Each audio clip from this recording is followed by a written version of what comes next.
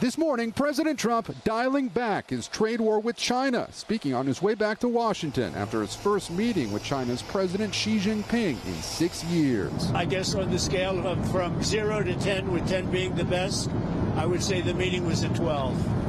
The high-stakes gathering coming just minutes after a striking declaration by the president on social media, ordering the Pentagon to resume nuclear testing for the first time in more than 30 years on an equal basis with Russia and China, which have been building up their nuclear arsenals. I say, well, if they're going to test, I guess we have to test.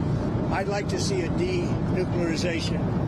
Despite that, few signs of tension as the two leaders greeted each other warmly at a military base here in South Korea. He's a very tough negotiator. That's not good. Before sitting down for a roughly 90-minute meeting.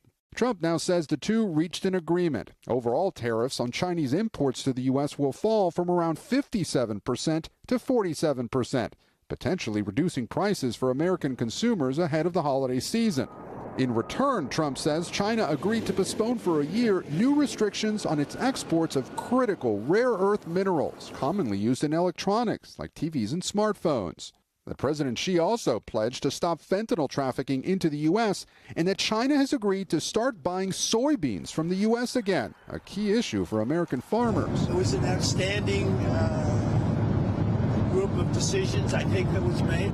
The Chinese summary of the meeting did not mention any new finished trade agreements, only that Xi told Trump both countries should avoid the vicious cycle of retaliation. Still, the president says he plans to sign a trade deal with China soon. We have a deal. Now, every year we'll renegotiate the deal.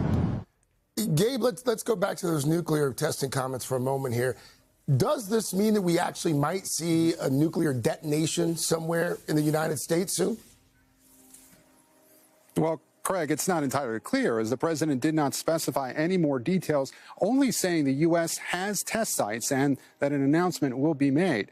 But Russia has recently been testing delivery systems for nuclear weapons, not detonating the bombs themselves, something Russia and China have not done in decades.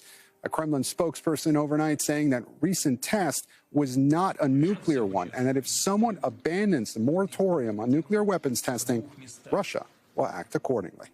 Craig. Gabe Gutierrez traveling with the president there in South Korea. Gabe, thank you. Hey, thanks for watching. And don't forget, you can catch the Today Show every morning on NBC or take Today when you're on the go. Just follow the Today podcast on Apple Podcasts, Spotify, or wherever you listen.